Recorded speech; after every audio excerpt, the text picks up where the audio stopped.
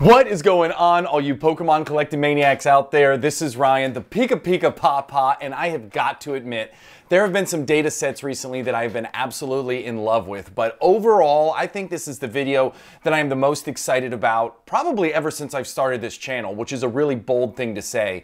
And the reason I'm so excited about it is because this is like the culmination of this channel's being, right? Like when I started the PikaPikaPaPa channel almost 2 years ago at this point, it was because I wanted to have a data-driven, fact-based, trend analysis type channel where we look at how prices move over time. We take lessons from the past, we take patterns from the past, we apply them to the present to give us some idea of what might happen in the future. And not that we haven't had some awesome analysis, not that we haven't had some great insight, but I've always said that the true value of this data sets that we warehouse, what this channel can bring, is going to be further down the line. And I think we are finally getting to that point, and that is because Scarlet and Violet is starting to age a bit. We are starting to have some sets that are well over that 1 year mark, right? We're starting to get into kind of the meat and potatoes, the back half of Scarlet and Violet. We get some really exciting sets coming up. So I think now is the time for us to start looking at how some Sword and Shield sets have performed to give us some idea of just how the broader market performed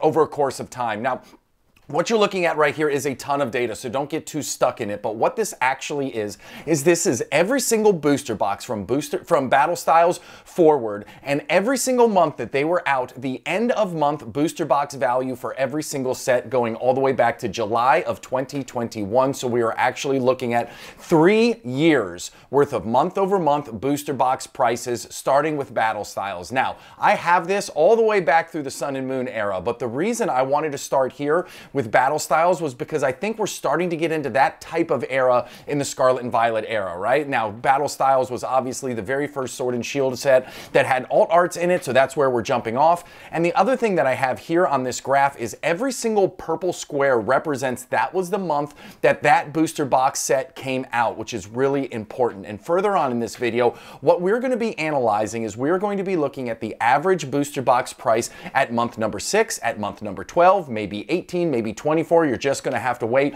and see where we end up with. But I want to see how those booster boxes performed over time in the Sword and Shield era, because I think we have some really exciting sets, not only already out in Scarlet and Violet, but I do think we have some really exciting back-end sets that are going to mimic some of these really high-end Sword and Shield sets. So I'm already trying to get a finger on a pulse of how they perform so I can understand when's the best time to buy, what should I buy, what should I avoid, all that kind of good stuff. Now, I will say this, Scarlet and Violet has a different MSRP than Sword and Shield, right? We all know that. So that is going to be a bit of a wild card. And as we get more information, as we get more data points, we're going to start to understand if there's any type of correlation or if we have to change any of these, assumptions based off of new MSRP. But all of that is yet to come. But what the big thing is that we can do today right now is we can certainly baseline how a lot of these Sword and Shield sets have performed, and we can start to get some idea of what maybe we can expect in the Scarlet and Violet era. So before I get into all of that stuff, we have a ton of fun here on the channel. We do data dives like this all the time. I try and give you the best information I possibly can. So if that gets you excited, hit that subscribe button. If you have questions or comments, drop them down below. And as always, if you like what you see, give us a thumbs up. We put a ton of work into this channel. Those 3 small things go a long way in helping us out, and I really appreciate it. So with that being said, let's start looking at some of these data points that I was just talking about. So here are the Sword and Shield booster boxes right here, all the way from Battle Styles to Silver Tempest. So I pulled off the Scarlet and Violet era, and we're just looking at Sword and Shield now. And what these are the booster box prices versus MSRP. Okay, so the MSRP for a booster box in Sword and Shield era was $143.64. So every yellow square right there represents a month where the booster box price, the market value for these booster boxes was over MSRP. So let's just start in the bottom left-hand corner. You'll look at Silver Tempest. So you see month number 4, yellow box, 0.3%. That means that the market price for booster boxes of Silver Tempest in month number 4 after it was launched was 0.3% over MSRP. Now you'll see that that price decreased and it stayed under MSRP all the way up to month number 18, where it hit positive 2.3% over MSRP. Month number 19, it was up 5.8% over MSRP, right?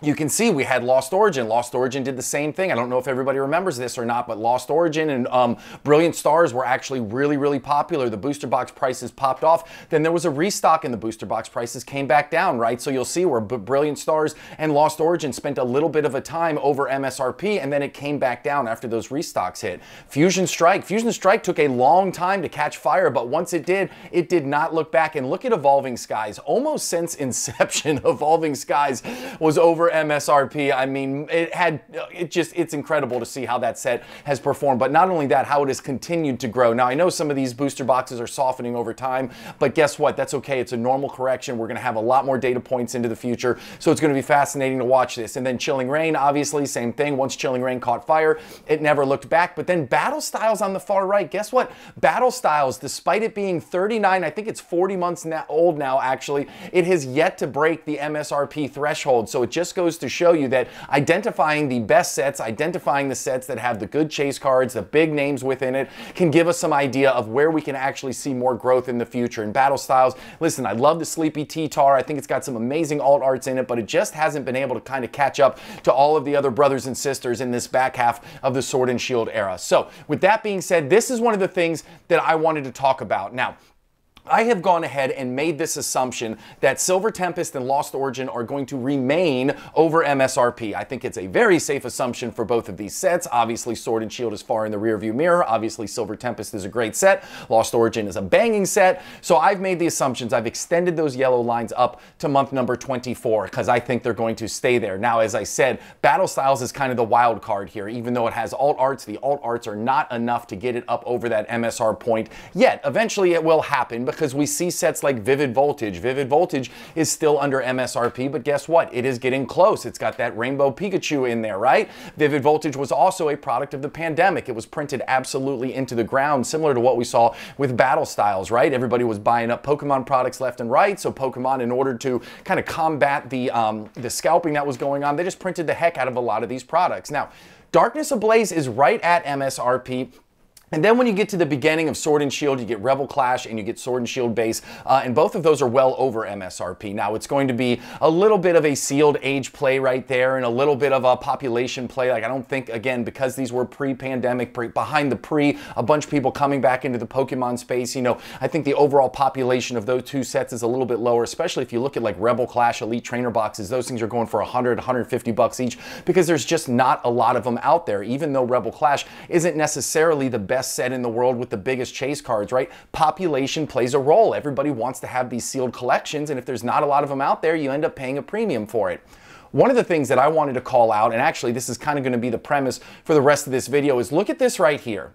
You can see that by month 23, all of the sets, except Battle Styles, take Battle Styles out for just a second, but what we would consider like the big 7 sets, right? The Silver Tempest, Lost Origin, Astral Radiance, Brilliant Stars, Fusion Strike, Evolving Skies, Chilling Reign, definitely the big 7 of the Sword and Shield era. By month 23, right around year 2, all of them are over MSRP, and pretty much they don't look back. Again, making the assumption Silver Tempest and Lost Origin will stay over that mark, but I think that's a very safe assumption. So now let's take a look at how they have grown over time. And the most important thing that I wanted to call out, and the reason I think this is important to talk about it right now, is because this is where we're at in the Scarlet and Violet era. Okay, now, just because Temporal Forces launched at the same time as Battle Styles in the rotation, and Chilling Reign and Twilight Masquerade the same, and Stellar Crown and Evolving Skies, it does not mean by any way, shape, or form, and you all know this, that these sets are going to mimic the exact same sets that came out in the same order from the Sword and Shield era. It's just not going to happen, but it is telling that we're starting to get into the at least age of the era where in Sword and Shield's era, the sets started to get really exciting, right? We all know that Twilight Masquerade has that Greninja card, Twilight Masquerade booster box are already at like 120 bucks each. Stellar Crown is yet to be determined. I think you got that Squirtle, you got the Bulbasaur card in there, right? You've got some cards in Stellar Crown that are going to give it some excitement, but we certainly haven't hit the Evolving Skies set yet. As far as I'm concerned, we have not seen that. Twilight Masquerade's a great set, but at least in my mind, I am holding out hope that there's going to be something with more pizzazz, more bang, more boom. Maybe it's going to be the Glory to Team Rocket set. Maybe it's going to be the Pikachu set that's coming out. Maybe it's going to be this, you know, some people are talking about a tag team team said, Mega Evolutions. I don't know what it's going to be, but as great as Twilight Masquerade is, I still think there's going to be something bigger and better here in the future of Scarlet and Violet. So with that being said, here is what I was referring to when I said, let's start seeing how these sets have aged over time. So as promised, we're looking at these 7 sets right here, actually the 8 sets right here, and we're looking at how they aged and what they were at month 6, month 12, month 18, and 23. So on the right-hand side, you see the all column. So that is the average of the booster box, or the booster box price over MSRP at each of those time intervals. So at month number 6, all of those booster box prices were on average negative 22.2% versus booster box MSRP. So $143.64 minus 22.2%. That was the average booster box price at month number 6. So at month number 6, all of these on average, even Evolving Skies was down versus MSRP at that point. So on average, all of these were down on month number 6 versus MSRP. Then you get to month number 12. Remember, we talked about Brilliant Stars got hot a little early on, and then this was when Evolving Skies was starting to catch real fire. So if you look at all of them, even with those two in the positive, the other ones, Chilling Reign was down almost 30% at that point. Fusion Strike was down 31%. Silver Tempest was down 21%. So even at month 12, with those two sets being in the green versus MSRP, the average was still down 16.1%. Then we get into month number 18. You start to see Silver Tempest, you see Lost Origin, you see Evolving Skies. Brilliant Stars had already gone through the reprint. Now, one thing that I think is really interesting is to consider is these late age era sets, like these older ones, they are getting a little bit of a benefit as far as I'm concerned, and we'll talk about it here in a minute.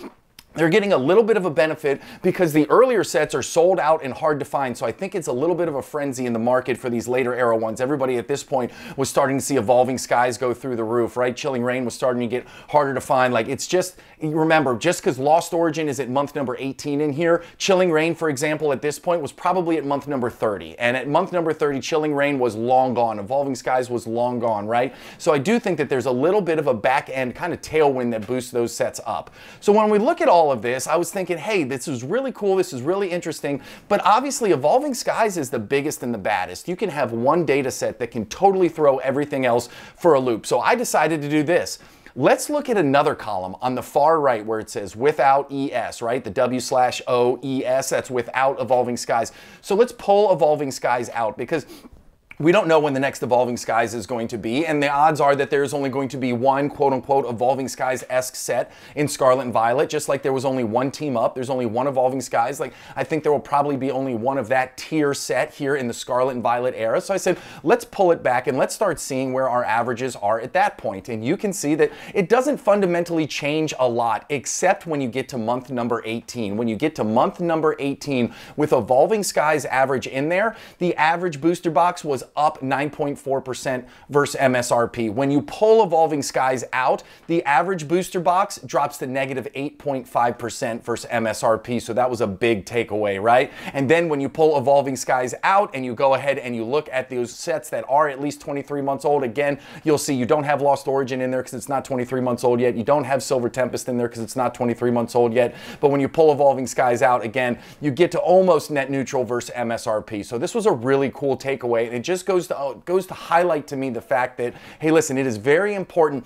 Yes, we're going to decide what that next Evolving Skies, the next Team Up is, and that's where a lot of the beef is going to be. But understanding where you're going to get solid production from other sets is just as equally important. Now, the next slide, same data set, but I thought let's do two things here. Let's pull out Evolving Skies and let's pull out Battle Styles, okay? So who knows, maybe Stellar Crown is gonna be the next Battle Styles, right? It's got some really cool illustration rares in there, but it just doesn't have a huge chase card in it. I don't know, it's hard to predict what the set's gonna do when it comes up. Maybe Temporal Forces is gonna be the next Battle Styles, right? They happen to launch at the exact same time. I think that there's some cool cards in there. I don't know if there's, you know, the best sets of the entire Scarlet and Violet era in there, but it will be interesting to see. Certainly some really cool cards. I don't know, we'll see. Maybe it's gonna be the Battle Styles, but then I thought, what if we pulled out and we just went with the 6 sets that we felt really good about? Silver Tempest, Lost Origin, Astral Radiance, Brilliant Stars, Fusion Strike, and Chilling Reign, like the big 6, the top half of the Sword and Shield era. Well, if you look at the column on the far right, really at month 18,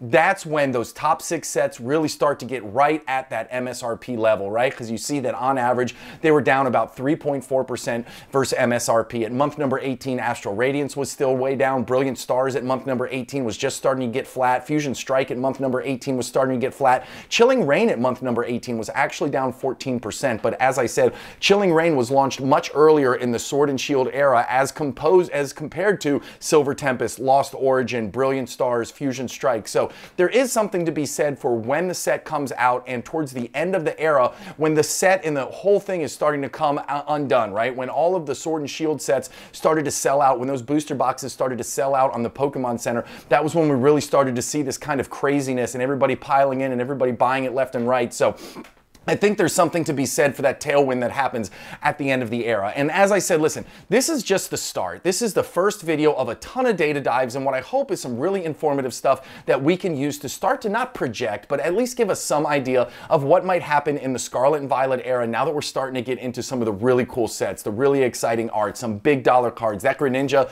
at $250 is incredibly exciting. And I'm telling you right now, I think Paldea Evolved still has a lot of opportunity in it. We have some great cards in there. The print quality is absolute trash. I haven't heard of any type of reprint or restock, though I would be surprised if that doesn't happen, but we're starting to get a whole lot of excitement here. We're starting to get some age on this set, and I'm very excited to be able to provide you with all of this work I've been doing behind the scenes for so long to hopefully give us some idea of what might happen in the future. Again, I never have a crystal ball. I don't know for sure. Obviously, I make mistakes just like everybody else, but at least if I make a mistake and I'm using up-to-date, in the now data to make those decisions, I never feel bad. I never lose sleep over it. So with all that being said, if you made it to the end and you enjoyed this, I really hope you hit that subscribe button. We would love to have you as a member of the channel. If you like what you see, give us a thumbs up, and if you have questions or comments, drop them down below. I appreciate you more than I can say. I hope you have an epic one, and I'll talk to you all later. Thanks, everybody. Bye.